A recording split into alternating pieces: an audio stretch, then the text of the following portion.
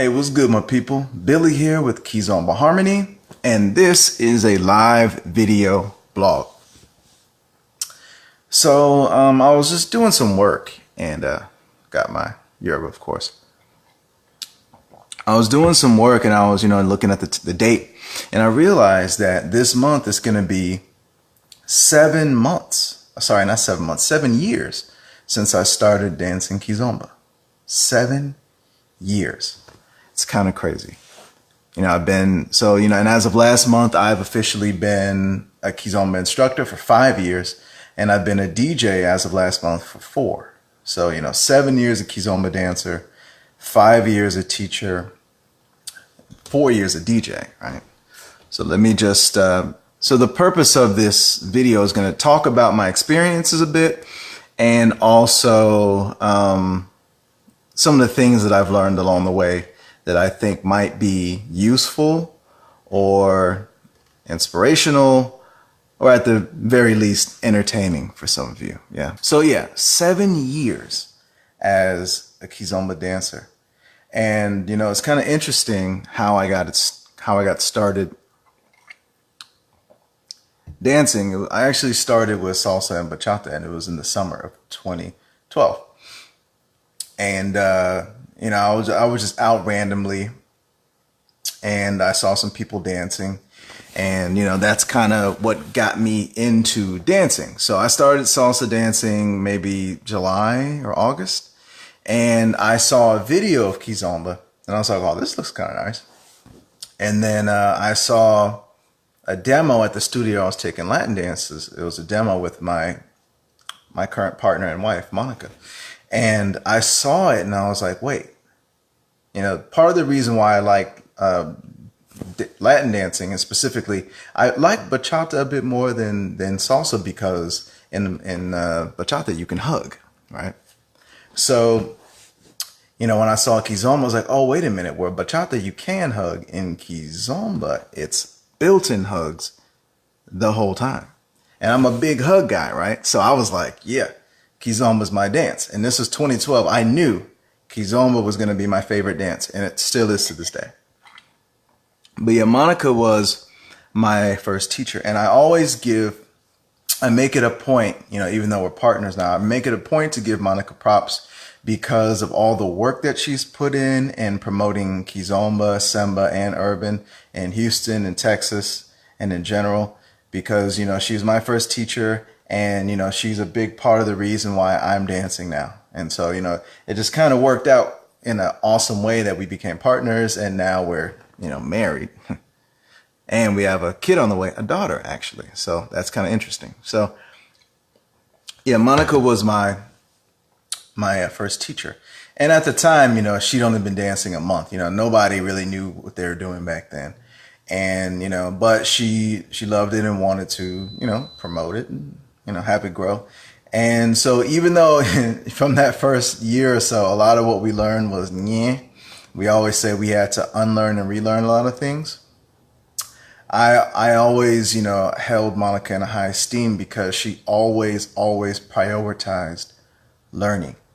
Even when, she knew she wasn't where she wanted to be, but she was always willing to make that investment. And not a lot of instructors can say the same. So I always respected her and stuck with her because of that. And, I always ended up going to the level 1 class, the beginner class, because I wanted to be the best. Like, I was serious about being good. And, 2 years in, she asked me to be a partner.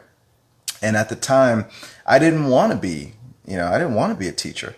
Unlike, which seems to be the common trend these days, where everybody and their mama wants to be a teacher. It's like, even when you first start learning, because you want to be a teacher, you don't even learn because you love it. You just, it's like, okay, here's my beginner class. So how long before I can become a teacher? I didn't want to be a teacher because I didn't want to, I didn't want to have to teach someone something and then have them unlearn what I taught them, right?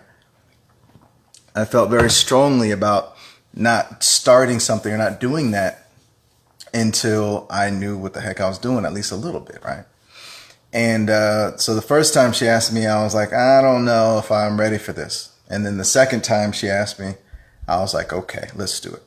And the reason is because even from the beginning, My reason for becoming a teacher and the reason for everything that I do and that Kizomba Harmony does is community building. I love Kizomba so much, and it added such value to my life. It really changed my life. At the risk of sounding cliche and a little bit hokey, it changed my life in a way. It's brought joy and value to my life, and I think it can bring joy and value to millions of people. So in that vein, I figured that as an instructor, I'd have a larger platform to, one, help community build, and also build strong dancers, because to have a nice community, you need dancers who dance well, right? You also, of course, need dancers who have good attitudes and stuff too. But yeah, so, we became partners 5 years ago, and I became a DJ 4 years ago. The reason I became a DJ was because, I was unique at the time in that I equally loved Kizomba Samba and what's now called urban. Back then, we called it French style, or, Curtis style, Inurel style, this style, red style, new style. Now it's called Urban Kids, Kizomba 2.0, Urban Kizomba. I coined the term urban as an umbrella term. I just kind of started calling it urban just to, I guess, head off all the naming conventions in politics and just call it urban as an umbrella term. I started calling it that years ago. And now a lot of people call it urban too. It's easier for us rather than trying to remember everybody's specific marketing terms. But yeah, back then, I liked both. And I wanted to hear music that I could dance both to, right? And at the time, that wasn't very common. It tended to be either majority one or majority the other.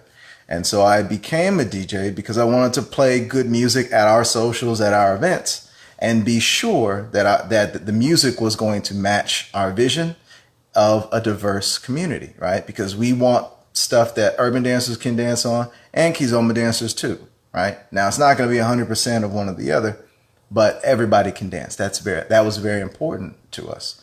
So I learned how to DJ for that reason. And I love it. I absolutely love DJing. And, it's for me, it's just a joy, like watching people dance and knowing that I can control the energy of the room.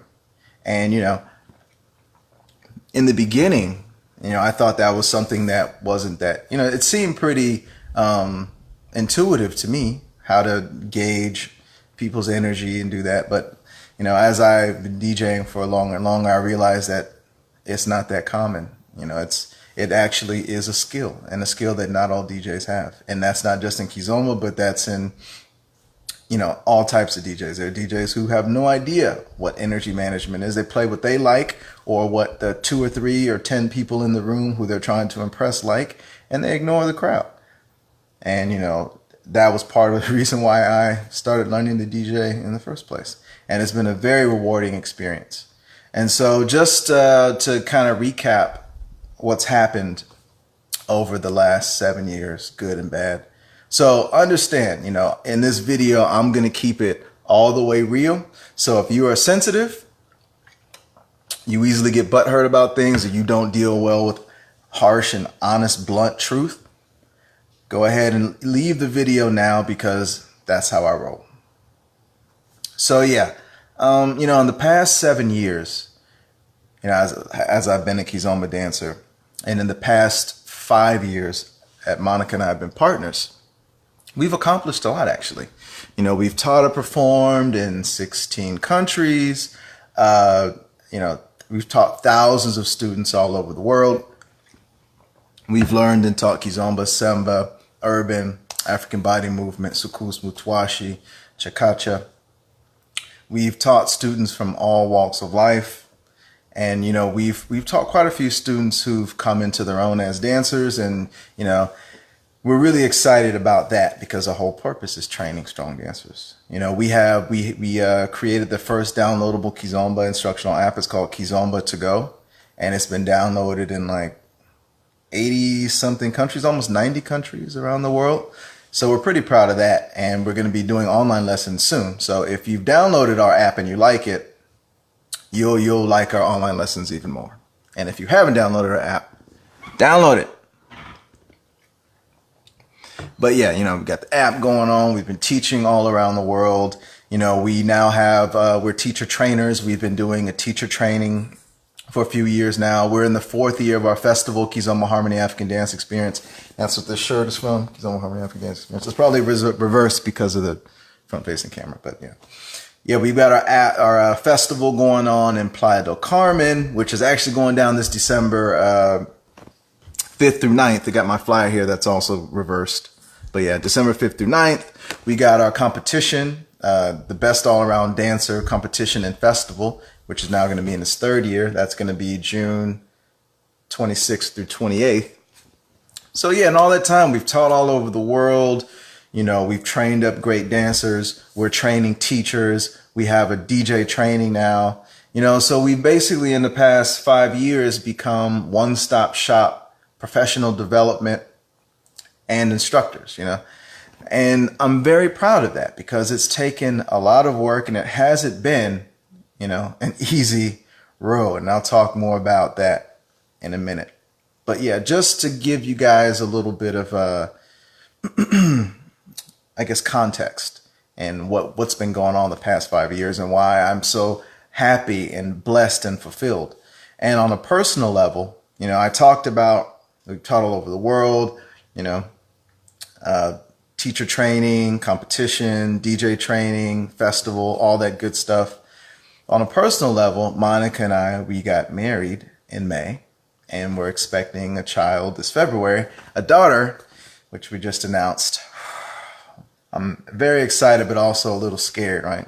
I grew up with a brother, so I'm like, what am I going to do? But the same I do with the son, right? But of course, it's like all these life changes have gotten me in a very introspective, self-reflective kind of mood. And that's kind of part of why I'm doing this video, just to think about what we've been through. And, because sometimes, you hear people say, and it's a cliche, but it's true. If you don't know where you've been, you're not going to know where you're going. So before I get into some of the stuff that we've dealt with over the past 5 years as partners, I want to read something that I wrote as a part of our Kizomba Harmony Manifesto. And it's basically something I wrote as kind of a benchmark. Everything that we do. And, from how we teach, what we teach, who we work with, what we say, it all is about community building. But you might be like, well, what is that? Is that just marketing BS? What is that? Well, I wrote this little, I guess you'd call it a poem, but just to, just check it out and you'll understand what I mean. It's called Imagine a Scene. Imagine a scene where most folks come to Kizomba socials and dance with everyone, whether they're big, small, tall, short, white, black, purple, old, or young. Imagine a scene where beginners feel welcome and not overly intimidated or snubbed by instructors and more advanced dancers.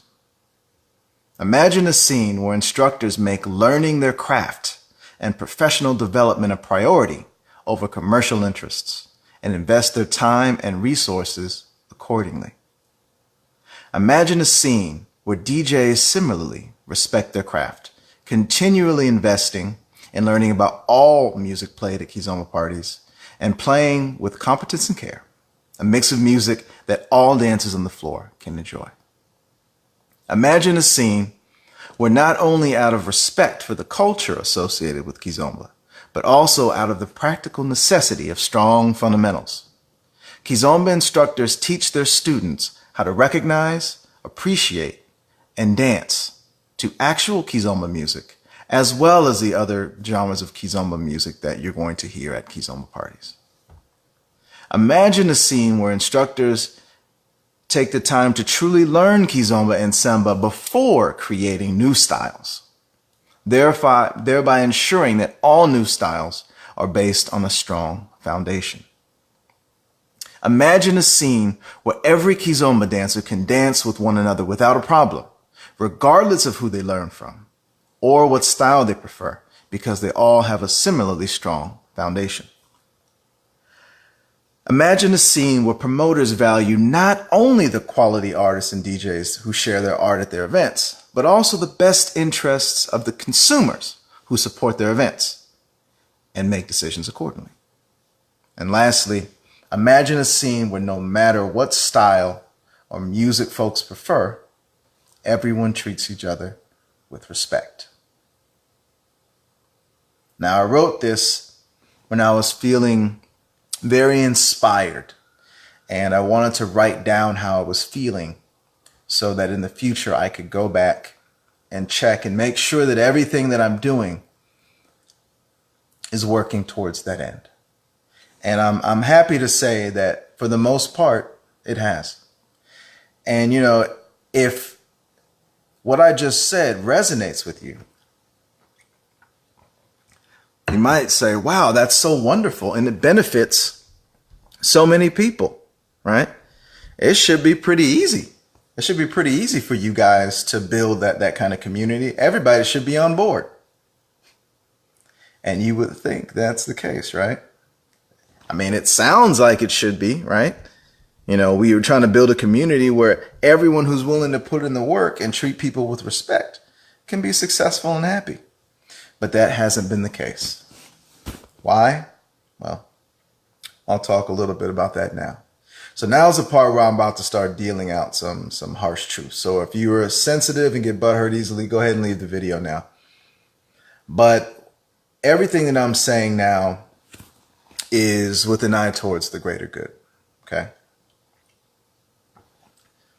So I will start with this. Everything that I'm about to say doesn't just apply to Kizomba or to dance. It applies to any sphere of human endeavor. But as I'm a part of the Kizomba community, I'm a leader in the Kizomba community, I don't want to be the least common denominator with the dregs of human society. I want us to do and be better. Okay?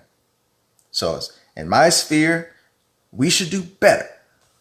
And so everything that I'm saying, you know, for those of you who are listening to this and you're not in the Kizomba community or you're not in the dance community, this is not strictly about Kizomba or dance. But because I'm a part of that community, I want to change things for the better.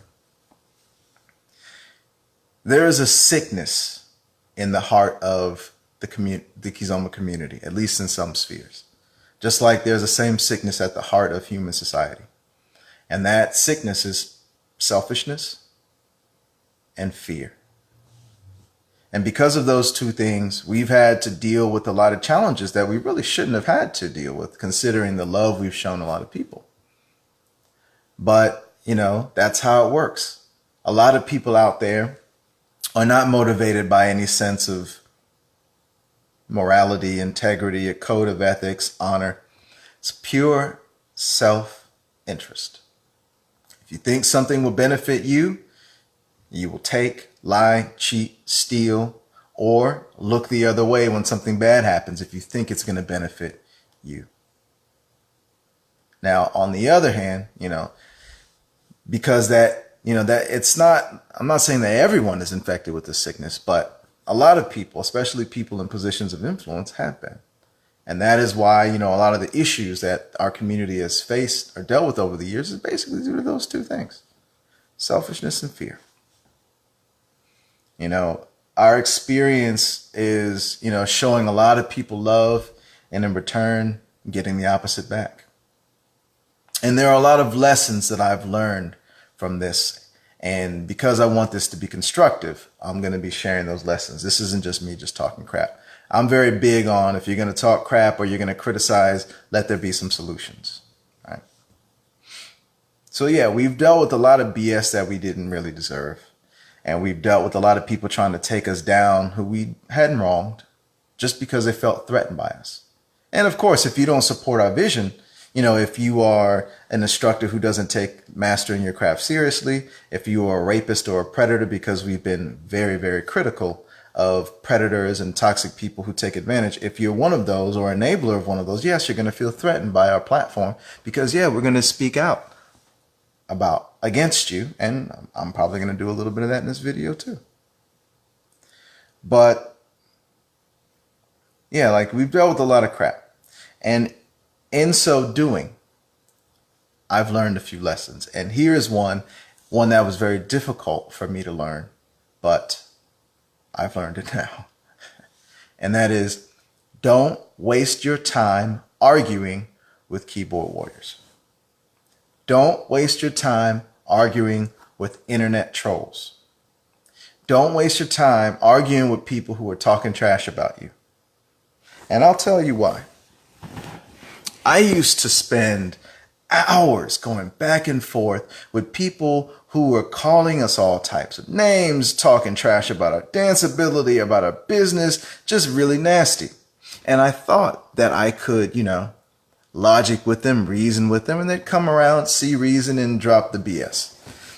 But people who spend a lot of time talking trash on the internet, they don't logic, reason, nah. These are just unhappy people who feel good about talking trash about somebody else, about, people who are always correcting other people's grammar on the internet, people like that. These people are just losers who are unhappy, and that makes them feel better about themselves, right? You're not going to be able to reason or logic with people like this. You know what I realized after spending hours and hours and hours, because in my heart, we're all Kizomba dancers. Why can't we should all get along? We all share this love of this passion for Kizomba, right?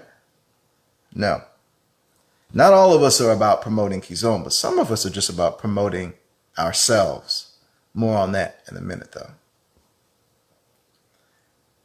But yeah, I asked myself this question. I'm like, Billy, why are you arguing with these people?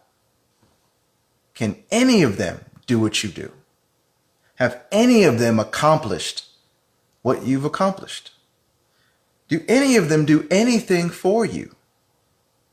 No, no, no. Then why do you care what they say? And I'm a kind of a warrior at heart, to be quite frank. I have a fighter spirit. So if someone comes at me sideways, I always want to. But I was like, wait a minute, I got stuff to do. And that time and energy I'm spent arguing with people who are just basically just sitting at the computer, bored and unfulfilled in life. Me dealing with them is only making them feel important. Giving them attention online is what they want, right? That's a waste of my time. If people can't do what you do, haven't accomplished what you've accomplished, are not on your level, and don't do anything for you or care about you, why are you wasting your time arguing with them? It makes no sense, right? And if you get nothing else out of this video, please, in the Kizomba community, it's not just Kizomba, but Kizomba's been known kind of among dance communities as a place where people have been very contentious with arguing. And that's because some of these toxic people in positions of influence have built careers on talking trash about other people. One of whom I've had a lot of headbutts with. Another one who also happens to be a predator, but I'll talk more about that later. A lot of people have made careers because it gets them attention by talking trash and being negative towards others. But then the same people, when that negative energy is kind of put back, they become victims and they play victim, right? Like most bullies, when you bite off more than you chew, and somebody who's like, if you're a savage on the internet, but then you cross a line with a real savage, well, now you play the victim, right? And that's what's happened. That's what happened to me. And I'll just talk a little bit about it because I've talked about it before. But, what brought this thing to a head for me was, I have a thick skin, and you can talk trash about me all day, and I really don't care. You think I'm not a good dancer or whatever. Nobody who criticizes my dance ability can dance better than me. Nobody who's been talking trash about my skill set has achieved the level of mastery that I've achieved. Because the people who are really on an elite level don't talk trash about other people because they're secure in themselves. People who are really successful don't do that, right? So what does it matter? But if you talk about my family, then I have a problem. I see red. And, that's what happened a couple years ago now, where my mother was disrespected by a black female DJ. And, part of the solution, and I'll talk about that in a minute, is, people who are disrespectful and toxic like this, the best way to deal with that is to keep it out of our sphere. So people who are known to be disrespectful and toxic, the way I deal with it is, if you're an organizer and you hire this person, I'm not going to support your event. And I will say why I won't support the event. So you're losing money by dealing with these toxic people, right? So the black female DJ who lives in the United States who disrespected my mother, anyone who hires her, I mean, it's not like it's like a whole lot of people, but anyone who hires her, I'm not going to be at your event. And if you're wondering why, I'll ask you. I mean, I'll tell you. Not going to support anyone who's nasty enough to disrespect my mother. Like, only human refuse does that. Only trash does something like that. And only trash defends stuff like that. So yeah. So if you're wondering who it is, well, there's only one. So you know who it is. So I was really pissed, like really pissed, where I wanted to pull her aside and have a conversation. That's how pissed I was, because in my culture, you don't talk trash. You don't disrespect people's moms. But I realize it's not even worth it. But what I can do is make sure that there are consequences for that. And there are. You know, my wife was disrespected by this Angolan who's always, you know, talking trash and talking crap online, playing on the whole Angolan thing and the culture thing, and really just trying to promote himself. But he spoke out of turn to her. And I was really close. I was really close to beating his ass. I had to go home. I was so pissed. Because, you know, in my culture, two things you don't do. You do not disrespect a man's woman, and you do not disrespect a man's mom. So when that happened to me, it was crazy. So that was kind of a breaking point to me, right? For me, I'm like, wait, I'm about to beat up this loser who's really just going to then run to the police and then play victim, because that's what cowards do, right? Because it's easy to talk that trash on Facebook, but then when you see somebody in front of you and you're about to catch them hands, it's a different story, right? And even Monica went and had some words, nothing to say. That's when I realized people like this are cowards. So all they want is to pass the time or get attention online, but in real life, they're not talking about nothing. So you're wasting your time doubly. You're wasting your time fighting with people who aren't on your level. And then if you do slip up and do something stupid, now you're going to catch a case because they're cowards. It's not worth it. And that was the breaking point for me.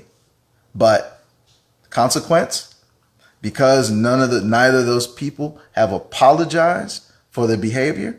If you hire that black female DJ who lives in the US who disrespected my mother, not supporting your event. And there are good events out there that I'm not supporting for that reason.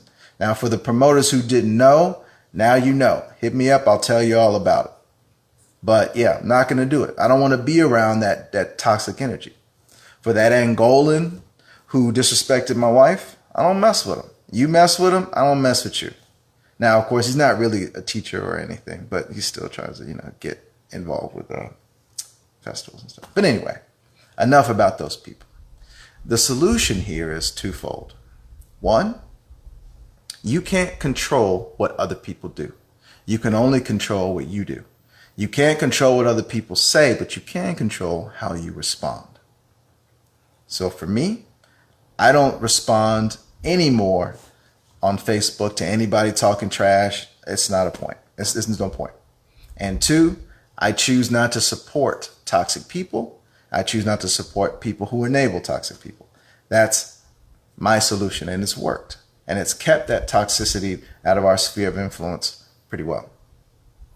And even to this day, sometimes I see people online getting into fights and arguments and getting butthurt and angry about things posted on the internet. And it's like, guys, it's the internet. Anybody can post whatever they want on their page.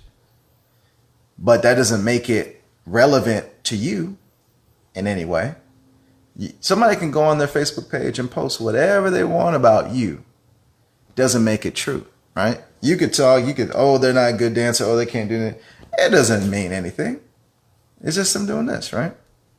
So yeah, don't waste time arguing on Facebook. If somebody crosses a line with you, though, deal with it in person.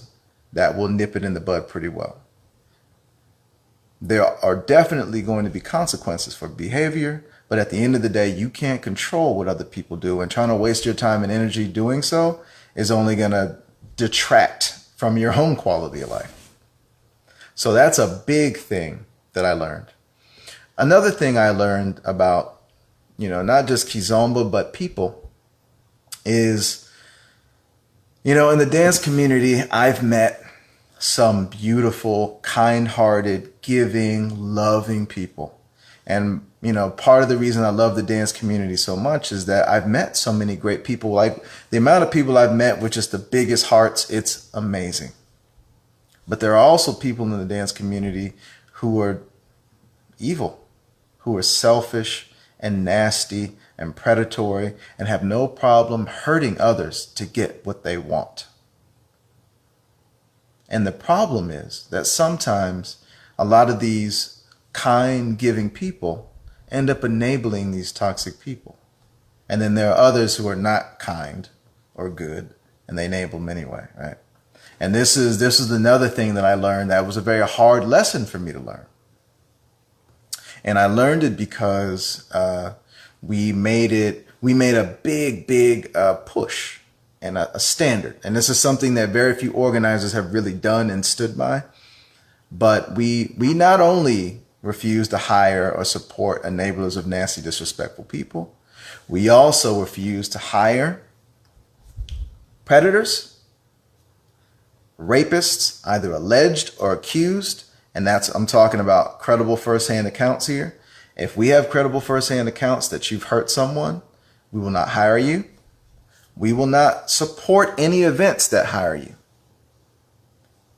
And that is something, it sounds good, right? It sounds like it's common sense. Everybody should be doing it. But I can tell you the amount of organizers I've seen on this side of the pond that have nobody I know who's been accused of rape or nasty, disrespectful people.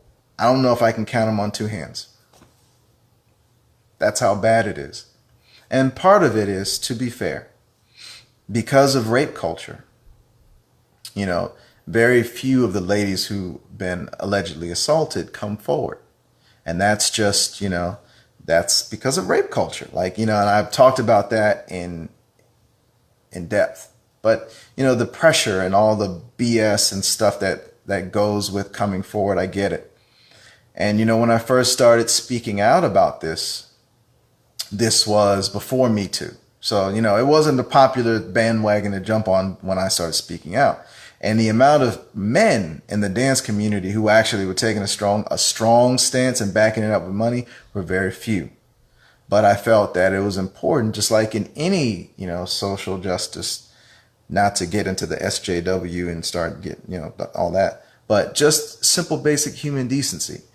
If there's an oppressed class, usually someone who's not in the oppressed class tends to, if they speak out, it tends to resonate with more people because they don't have as much skin in the game, so to speak, directly. So it tends to resonate with people. Black Lives Matter. If a white person speaks out, it tends to resonate with people more because of that reason. For rape culture, it tends to oppress women more. So for men to speak out was helpful. And you would think that doing this would be an amazing thing. And people would be like, oh my God, this is awesome. I'm going to do this too. I'm going to support this, and we're going to make sure that there are no predators in our community. That's not what happened. Why? Because, one of the people who was accused of rape, of, sexual assault, was a major organizer and instructor, a person in position of influence. And because of that, there are folks out there who they were either hoping to maintain or get a relationship with this person, right? Because at the time, this person was an organizer of a very big event, or one of the organizers, right? So there was a lot of pushback against me and against us, and it turned really nasty, right? Why? Because their self-interest eclipsed their integrity. And, you wouldn't think that this would happen, right? Like, wanting to protect your community leads to people talking trash and trying to undermine and tank your business. But that's what happened. Because people don't, and what I learned about some people is this. There are people who want to do the right thing no matter what. There are people who don't care at all. And then there are people who have, varying shades of gray as far as what they need to take action, right? Like anything, there are people who legitimately don't think anything happened in case A, case B, case C. Fine. But there are people who think it might have happened, but they don't care because it benefits them to remain on the good graces of one person, so they continue to work with them. So that's why I see festivals to this day, and I look at the lineup and I see predators on there. I see nasty, disrespectful people on there, and it's ridiculous. But, a lot of people are afraid to speak up because they're afraid of the pushback. They're afraid, literally. In our sphere of influence, it's not an issue because we nip that shit in the bud early. We don't play that. But a lot of people are afraid. And what I learned is, one, although there are a lot of good people out there, there are also a lot of bad people out there and a lot of scared people. And the truth is, when you have your bad people who don't give a shit no matter what, and then you have your good people who do, the more good people aren't saddled with fear, the easier it is to keep our community safe, right? And like I said, sexual assault and rape culture is not just a problem in Kizomba or in dance. It's a problem society-wide, but I want us to be better. And interestingly enough, because of Me Too, it's become a bit more popular now to speak up. There was a lady who was raped by this some like frat boy type guy, and he got like a slap on the wrist, and it was like a big, humongous thing, and very, very, demoralizing and disappointing for a lot of people who were trying to fight against rape culture, and but she recently came forward and is even writing a book, and she's sharing a story, and I think that's amazing, and I hope that, that will help to inspire more people out there who are suffering in silence to come forward and seek their own justice, right? Inside or outside of the court. Now, I'm not talking about vigilante stuff, but I'm talking about, seeking justice. There are people in the entertainment industry who've been molesting and doing all kind of sexual assault and ridiculous foolishness for years, who are now starting to pay the piper, and for me, that's very, it's very affirming, and it gives me hope for the future, not just in my personal sphere of influence, but for our community and society as a whole. But, to the extent that I can't change society. I can't change humanity as a whole. But what I can do is influence our sphere of influence. So what that means is, people out there who are organizing events and teaching, like one that's going on in Vegas. That's all I'm going to say about that. But yeah, I said it. Not supporting that. And I'm not supporting anyone who puts people like that on their lineup. Now, for those of you who don't know what's going on as an organizer, I'm hoping that after watching this, you will at least know enough to start asking questions, right? I can't fault you for not acting on information you don't have, but I can and will hold you accountable to the extent that I can for not acting on information that you do have. There are predators in our community right now teaching, organizing events. And, I'm going to do everything I can to keep them out of our sphere. And I encourage all of you out there who consider yourself leaders or who want to be a part of a community that, is actually safe to do the same. So that's all I'm going to say about that particular issue. But in the nutshell, what I learned from that is, one, don't expect everyone to, shower you with praise and support just because you're doing the right thing. Sometimes you're going to get the opposite. But do the right thing anyway. You don't need, likes and shares and pats on the back to do the right thing. You do the right thing because it's the right thing. And, it would be nice if our society rewarded integrity more than it did, but we can't control that. All we can do is make sure that in our spheres of influence, integrity is appreciated, encouraged, and to the extent that we can, rewarded. And that's what we do in our sphere. And that's why when we talk about what we stand for, we always say quality, integrity, inclusion, and fun. And, everything that we do, those 4 words, I guess that's a good way to kind of sum up my imagine the scene. Yeah. But yeah, I'm going to start wrapping this up because I got to go pick up wifey soon. But yeah, so one thing I learned, don't waste your time arguing with internet trolls. It's a waste of your time. Don't expect to be popular just because you are a good person and do the right thing, because that's not how it always works. And another thing that I learned, and this is something that for me and for Monica is something that we think about all the time. And that is quality matters. And sometimes it doesn't seem like it because a lot of people, and this is not just in Kizomba, but in general, a lot of people focus on marketing more than they do on the quality of the product. There are people out there who learn from YouTube, but then want to turn around and hustle privates, and you want to get paid to teach, but you don't pay others for your education. And, people would say, oh, well, the market will shake out the people who don't know what they're doing. But that's not always the case, especially when the visual is the primary means of marketing. You can not know what you're doing, but make a video that's stimulating. And it might just be stimulating because you got some hot young things in the video. But that will get views, like shares. And for a lot of promoters and organizers, that's what they look at when they hire, right? So it's very possible to become popular and not be able to create good dancers, which is, as teachers, our primary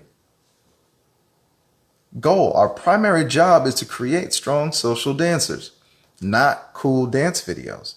And yet 90% of what I see now for teachers, for artists, is creating demos and not good dancers. Now for us, because again, from the very beginning, community building was our priority from the beginning. So the way we've set up our business, our priorities, everything we do is a little bit different. But yeah, so, and all of that to say that, people would sometimes criticize and spend a lot of time, you can't dance, and then people be like, oh, you're being negative. And here's what I have to say about that. Constructive criticism is not negative.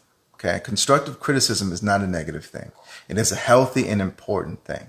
Attacking someone is something different. And that depends, the difference between a criticism that's constructive and an attack of one or two things. One, is it given respectfully? And what is the point? Right? If you're giving a criticism because you want to see someone improve, or you want to see something happen, something better happen for the community, for instance, then that's a constructive criticism. When you're just trying to knock someone or take them down because you want to undermine them, because you see them as competition or you feel threatened by them or whatever reason, that's an attack. And we know, because we've been at the source of a lot of attacks, stupid attacks, like, traditionalists using that whole culture BS against us, when we're actually doing a very good job. Our whole platform is getting people to appreciate the culture associated with Kizomba, to learn more about it, right? And yet some of our haters and some of the nastiest people who've tried to knock us are so-called culture warriors. And that's so understand that not everyone who is out there talking smack or whatever is actually criticizing. Someone just attacking. But the problem is that when people spend so much time attacking, and often online, that's what I see, a bunch of attacks and nastiness, it becomes so toxic that even a constructive criticism gets lost by the wayside. Right? And that's what happens. So one, it becomes so toxic that people don't even want to say anything. And which is not good, because sometimes a constructive criticism is necessary. Sometimes it's a healthy and a good thing. And two, there are people out there who actually deserve constructive criticism, who've been able to get away with things because they are able to play victim because these people came in a nasty, disrespectful, attacking way. So then this person could play the victim. Oh, I just want to, do my thing and bring joy to people's lives or whatever. And then people are like, oh, you negative people, right? And I've had conversations with people about this because, there are things I've seen in the Kizomba community that deserve some criticism. But what I realized is two things. One, you have to be careful about what you spend your time and energy on and decide if it's worth it, right? If me as an instructor, I go online and bash another instructor, even if they deserve it, what'll happen is, even if what I'm saying is correct, people who like that person for whatever reason are going to feel the need to defend. And then everything that I say, whether I have a point or not, is going to fall on deaf ears because now I've made it an attack. Now I've made it personal, and they're going to feel the need to defend their friend. So I've been very careful over the years not to do things that way. We instead seek to educate. People often say, oh yeah, the market will sort itself out. And that's true, but only if the market is educated. If the market is not educated, then they will consume whatever the best marketer tells them to consume, whoever has the best videos or the flashiest videos, does the most stuff, has the sexiest young things in the video, that's what people will be drawn to. And, and that's a problem. And that's something that's really going to hurt the Kizomba community in some spheres because there's so much focus on celebrity and cool videos and tricks and sexiness and looking cool and having the cool hair and the cool clothes and the cool shoes. And things like foundation and connection and movement and subtlety are falling by the wayside because they're not as marketable. And even when people talk about them on Facebook, they're not actually doing anything in real life to create students who appreciate and have those qualities. We are, but the downside of the way we've done it is we don't put out as many flashy videos. Now, part of it is because we try to demo what we actually teach, which very few people do. And two, because we don't want to give a falsified impression of what Kizomba is really about, what we really love about it. And that is the simplicity, the connection, the subtlety, the movement. Many of these things, you have to feel the difference, right? So we try to be true to that. But on the other side, we're going to be putting out some more content and videos soon because on the other hand, we realize that it is important sometimes to inspire people. And that's why, I'm not too hard on the flashy people out there because that creativity sometimes can help. It inspire new dancers to watch a video and want to learn because they saw something cool, right? And I can't forget that when I first started dancing and I would watch videos, I would think all that flashy stuff was cool too. I didn't start to appreciate foundation until I got more advanced. And now that I'm, on the path to mastery, or at least I'm on the path, I appreciate the foundation a lot more. But back then, I didn't appreciate it quite as much as I do now. So I have to remember why I got into dance and how I felt back then. And that's part of the reason also why I go back and read what I wrote those many years ago to make sure that my mindset, that I keep remembering why I got into this and how how people who are new to Kizomba think. And that's something that all of us have to think about. How are our actions and words representing Kizomba to people who don't know Kizomba? Right? Are we being good ambassadors for the dance? And I mean Kizomba and urban, because urban is not a separate dance. It's just a collection of styles. And I remember when I said that some years ago, but a lot of people now saying the same thing. I was attacked left and right, but it's the truth. And those who know what they're talking about tend to agree with me, right?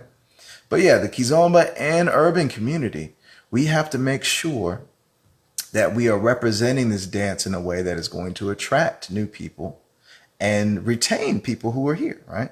And so for us, that's very important. We want to maintain, and grow a healthy community and industry. That means we need standards. Standards for instructors, for DJs, standards of conduct on and off the dance floor, standards as far as dance floor etiquette.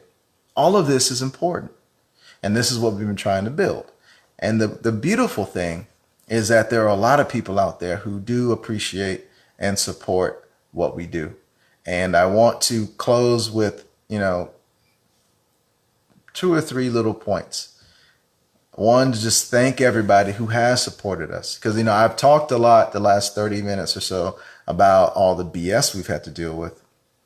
But the truth is, the fact that we're still here, the fact that we're still having Kizomba Harmony African Dance Experience this December 5th through 9th in Playa del Carmen, Mexico, KHADE.net, get your passes. The fact that we're still doing the 3rd year of Best All-Around Dancer competition and festival going down June 26th through 28th in Houston, Texas. The reason we're still doing weekly classes Wednesdays at 8 p.m. at Sonia's World of Dance. The reason we're still doing our teacher training, our DJ training. The reason we're still able to do our Master Your Dance workshops and still have a thriving and growing business is because of the love and support of people who support our vision. And all the fighting and all the stuff that I do out there is so that in our community, it really is a harmonious experience. The Kizomba Harmony that we're talking about is the harmony within our community. But as leaders, that means that sometimes we have to go out and fight for you guys. And so that's kind of the stuff that I've been sharing. Because I know a lot of people out there want to know what's going on so that you can make educated and informed decisions. And if any of you watching this, you want to know, ask me. You want to know about instructors. You want to know about people in the community. You want to know about stuff that I know that I'm privy to the extent that I can, I'll share with you. There are some things, especially about the sexual assault, that some ladies have confided in me, and I can't share that until they give me permission because I don't want to out them. I have to respect their wishes. But to the extent that I can share, I will share. Because I know there are a lot of people out there who don't want to put money into the hands of bad people, who don't want to put the money into the hands of predators, and sure as hell don't want to support people who do. And to those who fit that description, I want to say thank you. And I want to invite you again to come and be a part of our community because we need people like you. I'm about to be a father now, and, I'm about to have a daughter. And, that kind of puts things in a whole new perspective, especially on the sexual assault stuff and the predator stuff, because, even if you're not a predator, if you're someone who's going to look the other way when something bad happens, I don't want you around my daughter. I don't want you around my family. I want people around who are going to stand up for what's right. And that's what I want to draw to be a part of our community. And that's why we speak out the way we do. That's why we say what we do. That's why we do things that we know are going to ruffle feathers because, well, I'd rather ruffle feathers now and draw people who are actually going to add value to our community than try to be popular and then have to deal with stuff on the back end. So I will end this video with 2 things. 3. 1, if you are not a dancer and you're watching this, I encourage you to learn. During a very difficult time in my life, I was having problems with relationships. I was having problems with my job, job stuff and all that. Dance saved me in a way. It saved my mental well-being. It gave me a place where I could go and not have to worry about or think about that stuff, where I could just connect with people. And, I'm grateful to dance for that reason. And I think that anybody out there watching, learning to dance will add value to your life. Not just your physical health, not just learning how to move your body in a different way, not just posture, all that, but the mental well-being and the joy you will feel from connecting with people. I try to put it into words, but I can't. Especially Kizomba. Because in Kizomba, you get hugs all night long. Hugs, hugs, hugs. So if you're watching this and you haven't been dancing Kizomba, learn. If you're in Houston or you can make it to where we're going to be or our festivals or whatever, come learn with us. We love to level you up. If not, hit us up anyway, and we will recommend good teachers in your area because, again, we're not just about promoting Kizomba Harmony. We're about promoting Kizomba and promoting our vision, which is an industry-wide vision, right? So we will point you in the right direction no matter where you are. And so I'll end with two things. One thing that I hope, us as a community, Kizomba community, a dance community, but also a society, my hope is that we will learn how to disagree with each other without disrespecting each other.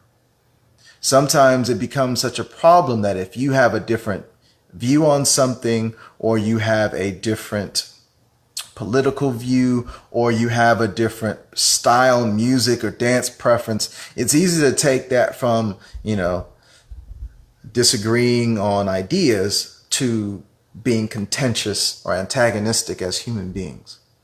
It's entirely possible, healthy, and a good idea to befriend people who don't share the same views as you. That's very important and healthy. And part of the, some of the things that have happened in the Kizomba community is, it's basically you don't have the same preferences, so you fight, right? Now, of course, things like sexual predators, well, we are anti-predator. So if you're a predator, I can love you from a distance as a human being, but I don't want that in our sphere of influence. So, but other than that, disagreeing on ideas and things like that, there's no reason that you can't be friends or treat people with respect while disagreeing with them. And I think, even in our politics, that's why it's become so toxic. There's either or, black or white. There's no compromise anymore. There's no thinking, oh, maybe these people have some good ideas. No. And, and I'm trying not to get too much into politics, but we all know how toxic our politics are, and because of that nasty, disrespectful attitude. And lastly, I will end this video again by thanking everyone who has ever supported a Kizomba Harmony class, who's ever supported one of our events. I now do this for a living. I was a lawyer. And if you had told me 7 years ago that I would stop practicing and start teaching dance and DJing, that I would marry my dance partner and have a daughter, I would have never thought, this would be my life now. But it's the most beautiful, fulfilling, I'm really super happy. And it is my wish that each of you watching this video find the same happiness that I have found. And to the extent that I can help through dance, through building a community, I'd like to help you guys achieve that same happiness. Because ultimately, that's what I want, a community of happy and healthy people. And, being happy isn't just about everything going your way and being convenient. It's a mindset. I'm fulfilled because I'm doing something that I find value in. I have a partner who loves me and is a great partner, and I love her. I have family who loves me, and I have my health. I mean, the truth is, no matter what you have going on in your life, there's something that you can be grateful or happy about. But yeah, thank you guys for watching this video. The past 7 years have been a crazy whirlwind, and the scary and also exciting thing is, as much success as we've achieved in our business, we're just getting started. We've barely scratched the surface of our potential. This is like just, I always say, we're about to have Kizomba Harmony 3.0. We're just getting started, good people. So if you like what we stand for, quality, integrity, inclusion, fun, if you vibe with what we stand for, get excited because you have a lot to look forward to. And if you don't vibe with us for whatever reason, either because you've been under the influence of one of these toxic people who've been hating on us or whatever, we invite you to get to know us yourself, right? For those out there who may have heard whatever about us, get to know us yourself. Chances are, you spend any amount of time around us, you're going to like what you see, and you're going to like what you feel. So yeah, if any of you, vibe with this and want to learn to dance, hit us up. Please join us at our events if you like what we stand for and like what we do. And I'm going to be putting out a lot more content in the future, so be on the lookout for that. Thanks for watching. I've enjoyed doing this video and going down memory lane. And yeah, to the Kizomba community, let's keep growing, good people. Because at the end of the day, we all love Kizomba and want to see it grow. Talk soon. Peace.